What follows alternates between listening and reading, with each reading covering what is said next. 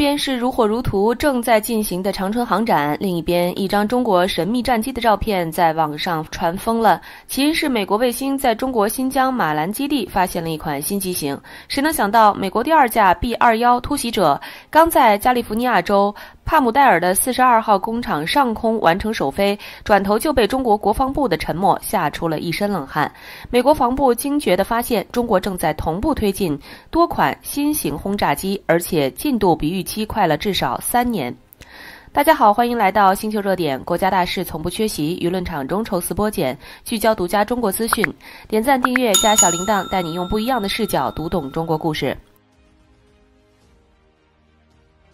当美国还在五角大楼里争论6代机到底要有人驾驶还是全无人的时候，咱们已经把轰炸机的答案都写好了，全都要。轰20和无人版轰20负责打全球，歼轰 XX 负责拆岛链，负责连起来就是你敢在亚太搞事情，我就敢把导弹送到你家门口。这些年军迷盼轰20跟盼春晚压轴节目似的，从2016年提到新一代远程轰炸机到现在连张清晰谍照都没有。而这次的消息是由美国战区网站9月18日进行的报道。报道称，在中国新疆马兰基地发现一款大型非翼式隐身飞机，没有座舱，翼展约42米。按照图片长宽比计算，该机长约24米。考虑到该机机长比美国 B-21战略隐身轰炸机更长，翼展比 B-21小，因此估计该机最大起飞重量与 B-21基本相当，即120吨左右。由于该机没有人驾驶座舱，自然也就能节省为至少2位飞行员长途奔袭提供必要生存条件的维生设备和座舱设备，空重可大幅降低。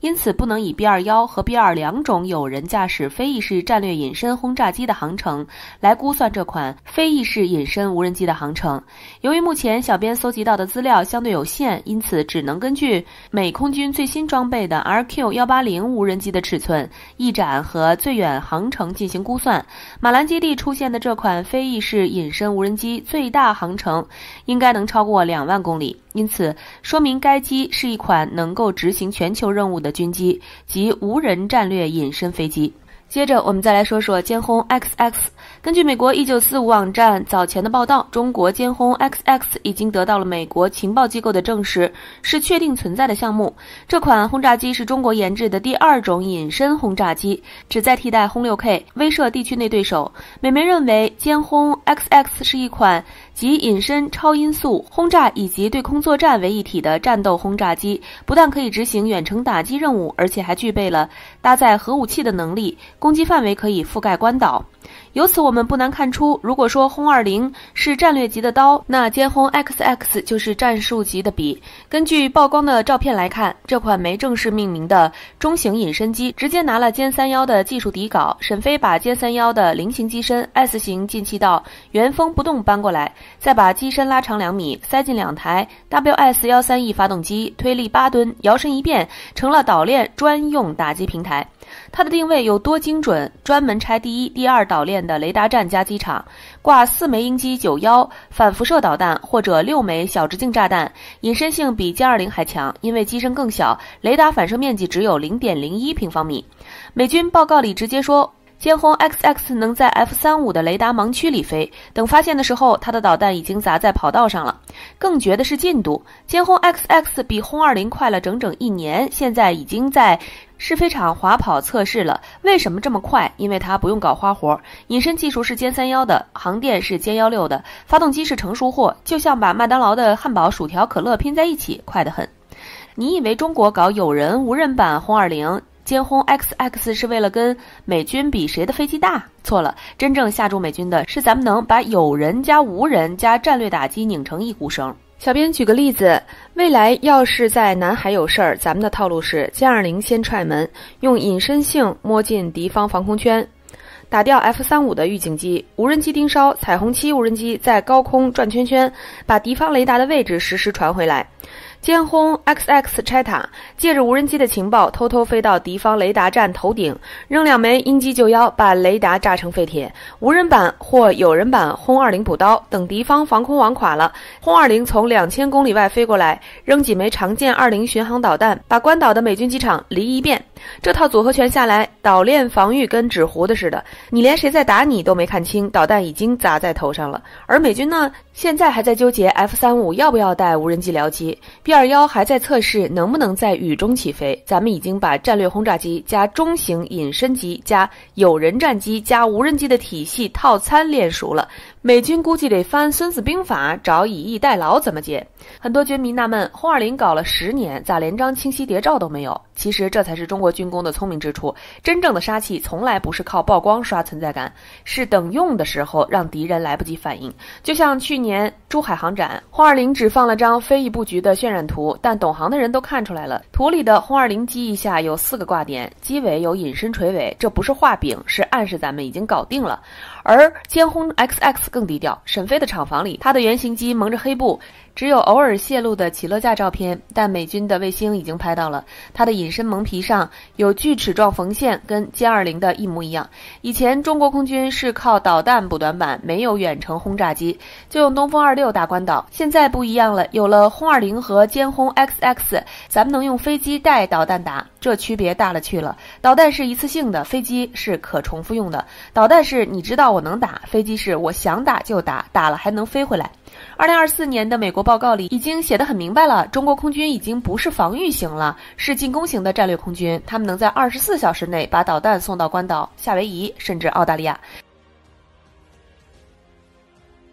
其实很早就有人开始质疑，在无人机平替的时代，战略轰炸机除了有点威慑作用外，几乎用不着，这玩意儿还有没有存在的意义？虽然现在无人版轰20被曝光了出来，但小编觉得，估计您心里也会有同样的疑问。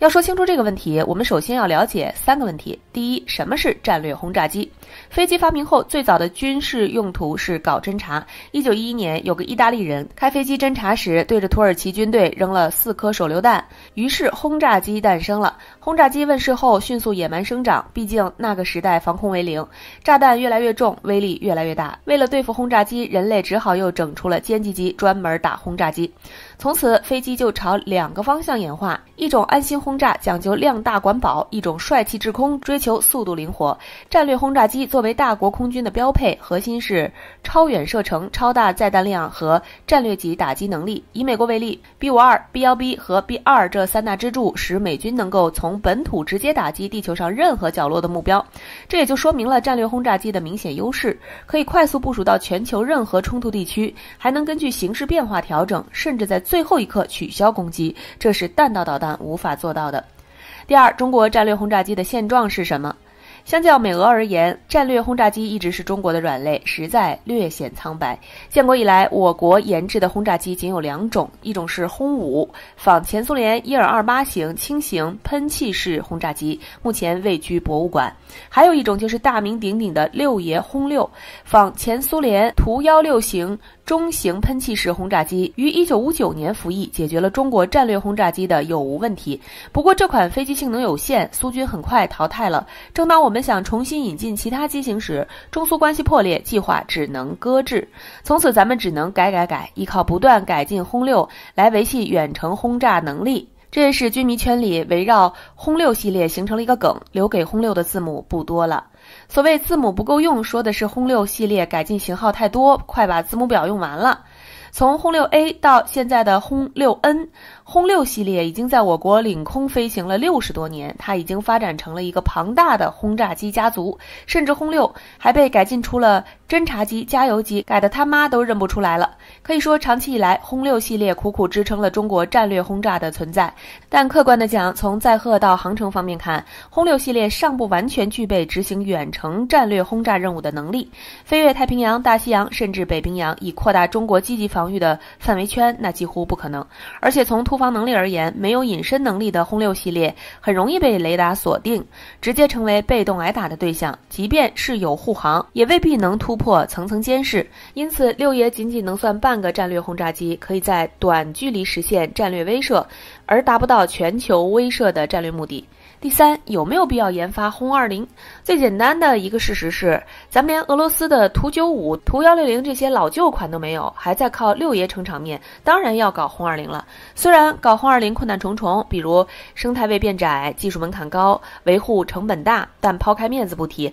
战略轰炸机仍是中国不可或缺的大国重器。现代战争本质上是一场消耗战，导弹洗地听着过瘾，但没有国家洗得起。面对越来越坚固的防御建筑，客观上还是需要堆弹药量，并非几次精准打击可以解决问题的。以1999年美国轰炸南联盟为例，投掷了42万枚炸弹、3000枚导弹，如果全部使用导弹或多用途战斗机轰炸，这个成本估计美国都得原地破产。其次，轰炸机的长寿命意味着它可以通过升级适应不断变化的威胁环境。想想六爷连字母都不够用了，你该明白它的寿命有多长了吧？最后当然是不可替代的战略威慑作用。通过进行战略巡航或前沿部署，国家可以向潜在对手发出明确信号，而无需诉诸实际武力。比如六爷挂弹绕台一圈，你就说怕不怕吧？因此，中国研发轰20是势在必行的事儿。只有填补了这一空白，现代军事化体系才能建成，才能有效协同歼20、运20、空警2000、预警机等平台，形成收缩自如的威慑打击力量。好了，今天的内容到这里就结束了。如果你喜欢小编的影片，还请大家多多点赞转发，让更多的人一起见证中国进步。关注我的频道，这样既能回顾往期视频，又不会错过之后的精彩内容。那我们下期节目不见不散。